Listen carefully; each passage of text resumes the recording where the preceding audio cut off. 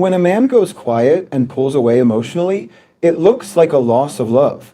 But that disappearance rarely means he cares less. For the partner left on the outside, this silence is deeply unsettling. Every unanswered question and distant stare feels like a signal that the spark between them is fading out. Inside his head, this is where two conflicting interpretations of the same silence collide. Because these two realities never align, otherwise healthy relationships end up fracturing. The couple is experiencing the same stress, but they are trying to resolve it in two incompatible languages. The catalyst for this disconnect usually has nothing to do with the relationship itself. It starts with an external threat, a looming project deadline at work, or heavy pressure from extended family. Often, it takes the form of financial anxiety.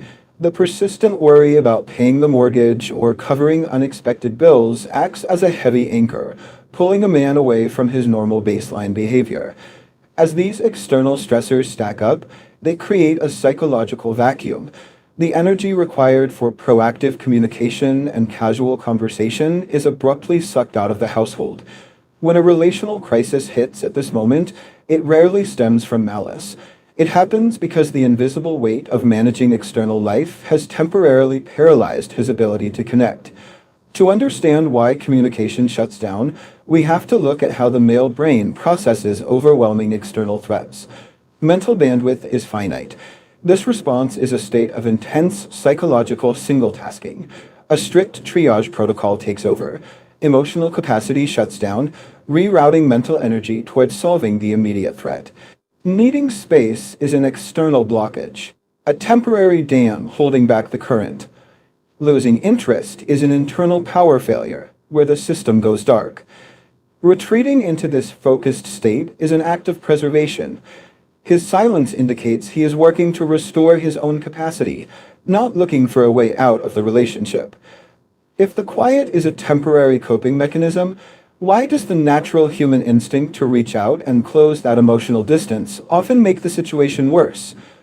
The moment he pulls back to process his stress, the sudden lack of input triggers a spike of abandonment anxiety in his partner.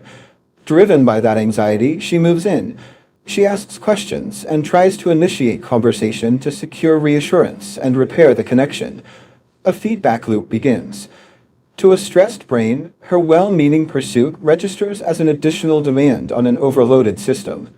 To protect his remaining cognitive bandwidth from this new demand, he is forced to retreat even deeper into silence.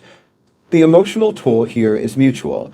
She is left feeling ignored and abandoned, while he is left feeling suffocated and inadequate. In this defensive state, attempting to force intimacy doesn't bridge the gap. It builds a thicker wall of isolation.